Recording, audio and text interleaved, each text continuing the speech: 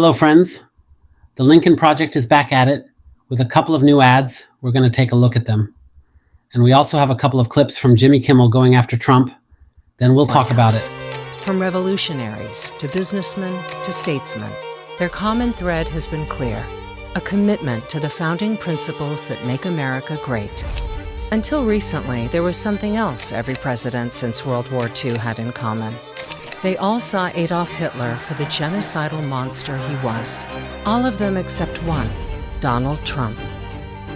After 80 years of presidents who despised Nazism, Donald Trump became the first one to praise it. They're poisoning the blood of our country. It's sick. It's wrong. And the Republican Party is defending it. And if you're a Republican voter, it's time to ask yourself, is this who you are? Because if you're still defending Donald Trump, the answer Rick is Scott, yes. J.D. Vance, and Mike Johnson doing in a New York City courtroom. Wasting time, wasting taxpayer money. Just the unbelievable, just complete waste. Are they in Washington, D.C., working to make the economy stronger, or America safer, or your life better? No, no, no. No. They talk about inflation and gas prices, but they're too busy cheerleading their leader to do anything about it. Everybody loves me. They should be in Washington, making the tough votes to strengthen the border. This makes zero sense. Instead, they're kissing Trump's ring in Manhattan. It was not a good look for Congress. They're not loyal to you. They're loyal to him. It can only be my personality, that's all. It's why more Americans are asking than ever before, is this what we're paying them for? Not in Washington doing their jobs. They're at the courthouse. The American people are over it. The Lincoln Project, a prominent anti-Trump Republican group, has been actively producing hard-hitting ads targeting former President Donald Trump and his allies ahead of the 2024 presidential election. Here are some of their most recent and notable Trump ads. Oh shit. Released on May 3rd, 2024, this ad mocks Trump's legal troubles by promoting a fictional product called Trump Diapers for those facing potential jail time. It pokes fun at Trump's indictments and legal woes, suggesting he might need diapers for long courtroom sessions. Trump got obliterated. This parody ad, released on May 23rd, 2024, takes aim at Trump's perceived mental instability. It portrays him as unhinged and unfit for office, using edited footage to depict him breaking down and ranting incoherently. The Lincoln Project has been consistently releasing a series of ads and rapid response videos on their website and YouTube channel, quickly responding to current events and controversies surrounding Trump and his allies. These ads often use biting satire and harsh rhetoric to criticize Trump's actions and statements. The Lincoln Project's ads have garnered significant attention and controversy for their aggressive and uncompromising stance against Trump and Trumpism.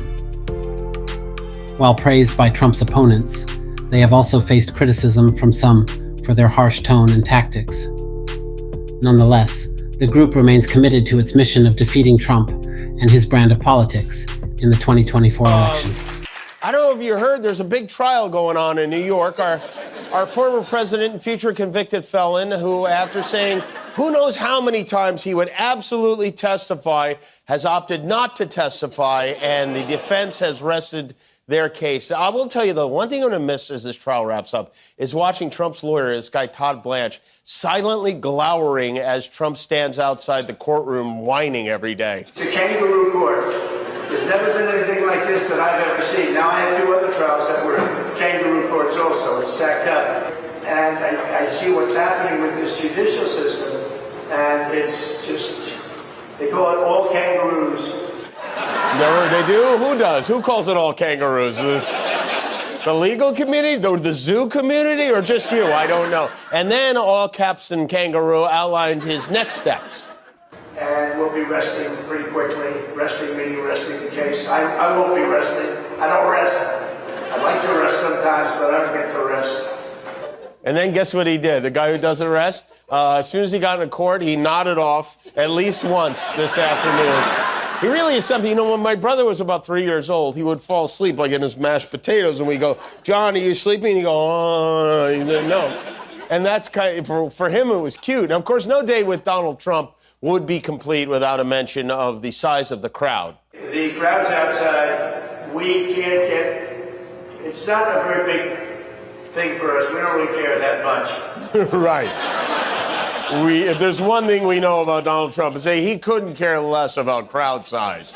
People want to get out there, and you have all police. The only people that are let out there is the radical left lunatics. And they put our people 4 or 5 blocks away. There are a lot of them, too. Yeah, no, there aren't. There aren't. And when I got out of bed at 9 a.m., I had 100 text messages. Usually I'll have maybe 4. I had 100 because it appears that I once again ruffled the feathers of our Kentucky Fried former president, who is apparently, with all that's going on, still smarting from my joke about him at the Oscars. You know, Donald Trump is in the first week of a criminal trial, the first president to be on trial for a criminal offense for paying hush money to a pornographic film star. He was in court all day Monday. He was all day yesterday. Today he had a day off. And how did he spend that? Brunch with Melania? No. Maybe a catch with Barron in the yard? No. Ranta Claus got up bright and early to post 165 venomous words about yours truly. And I'd like to go through that with you now. Read it to you. It begins, "Stupid Jimmy Kimmel." We're off to a good start.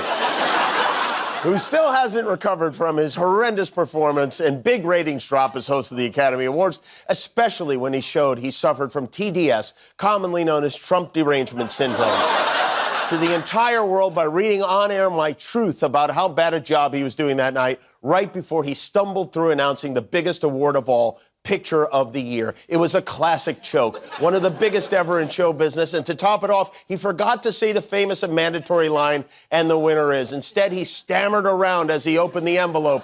Supposedly, his wife and even management begged him not to do it. "Don't read his truth, Jimmy. Please don't do this," they said. He was made to look like a fool, which he is, and at the same time go down in television history as the worst host ever of the once vaunted Academy Awards. Now,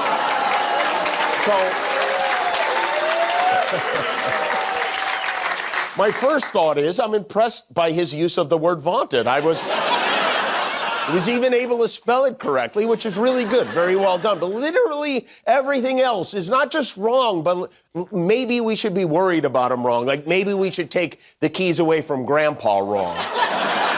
Let's go through it again and just do a fact check line by line, starting with stupid Jimmy Kimmel. All right, that part might be true. That's debatable. That's a matter of opinion. Who still hasn't recovered from his horrendous performance and big ratings drop as host of the Academy Awards. Oh, that's weird, because I read in the news that the ratings went up this year. Especially when he showed he suffered from TDS, commonly known as Trump derangement syndrome. Well, now that is false. And there's only one person who suffered from Trump derangement syndrome. His name is Donald Trump, okay? Jimmy Kimmel expressed excitement and pride over being mentioned in the evidence presented during Donald Trump's ongoing criminal trial in New York. The late-night host revealed that text messages between Trump's former lawyer, Michael Cohen, and Stormy Daniels' former attorney, Keith Davidson, concerning Daniels' appearance on Kimmel's show in 2018, were entered into evidence. Kimmel boasted, "It's the first time a late-night talk show has been introduced into evidence at the criminal trial for a president of the United States." He joked about being portrayed by actors like George Clooney or Chris Hemsworth in a potential miniseries about the trial. While thrilled to be part of the official record, Kimmel felt the prosecutors missed an opportunity by not including his more entertaining 2018 interview with Daniels, where she was asked to pick an orange mushroom resembling Trump's genitalia. He playfully demanded to testify at the trial, stating, "I'm sick of being out of the court. I want to be in it. Why was I not asked to testify? It's outrageous." Kimmel also discussed the idea of attending the trial with fellow late-night host Seth Meyers, suggesting they bring Trump small bottles of ketchup as a gesture of goodwill, since food and drinks are prohibited in the courtroom. The two joked about rattling Trump by sitting in the courtroom, likening it to the SNL sketch where Beavis and Butthead unexpectedly appeared.